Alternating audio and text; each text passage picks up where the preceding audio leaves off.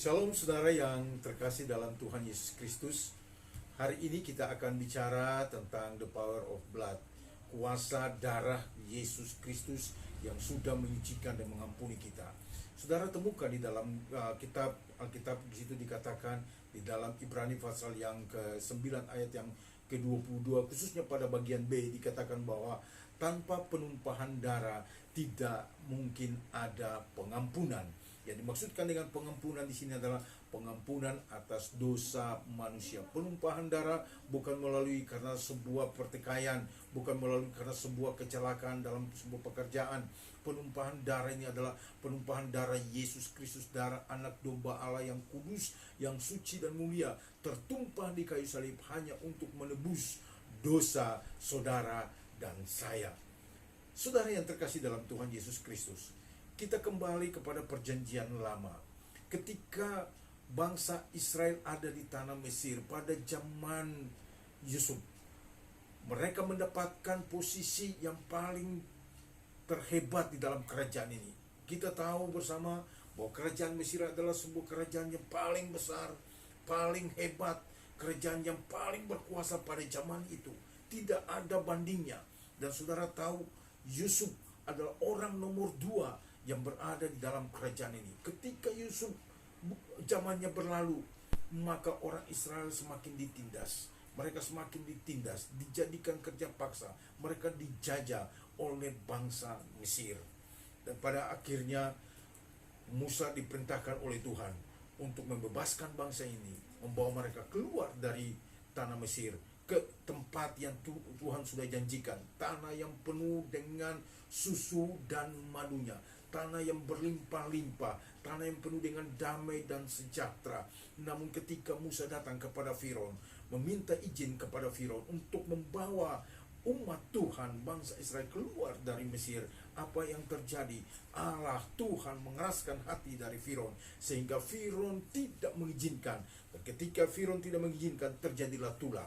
Kita tahu bahwa ada 10 tulah yang terjadi pada masa itu. 10 kali Musa datang dan 10 kali ditolak dan 10 kali terjadi tulah. Yang pertama adalah air berubah menjadi darah. Kemudian tulah yang kedua, dan sampai pada tulah yang ke-9 yaitu gelap gulita. Dan hanya tanah Goshen aja yang mengalami perang di daerah itu. Dan menjelang tulah yang ke-10 adalah kematian anak-anak sulung. Tuhan perintahkan kepada Musa untuk membuat Paskah yang pertama.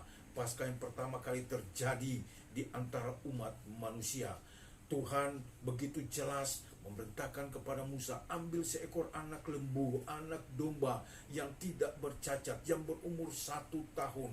Sembelih itu, dan darahnya, darah anak domba yang disembelih oleh Musa itu ditaruh di setiap ambang pintu rumah dari bangsa Israel. Tujuannya apa? Apa maksud Tuhan seperti ini? Karena besok akan terjadi tulah yang paling dahsyat.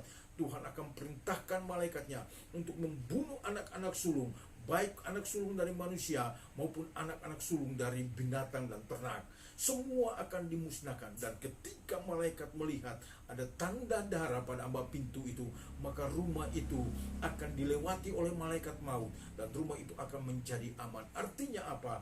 Ketika rumah itu diolesi dengan darah, maka rumah itu aman. Saat ini saya dan saudara terjadi wabah virus corona yang begitu kuat, merajalela di mana-mana. Dunia digemparkan, bukan hanya Indonesia, bahkan seluruh dunia mengalami virus corona. Pemerintah sedang berusaha untuk bagaimana cara mengatasi, mengupayakan obat dan membuat sehingga masyarakat tidak akan terkena oleh virus ini. Saudara yang terkasih dalam kasih Tuhan, oleskanlah darah pada ambang pintumu. Tuhan Yesus sudah mati di tiang kayu salib untuk mengorbankan dirinya, menyelamatkan saya dan saudara. Tanpa penumpahan darah tidak ada pengampunan.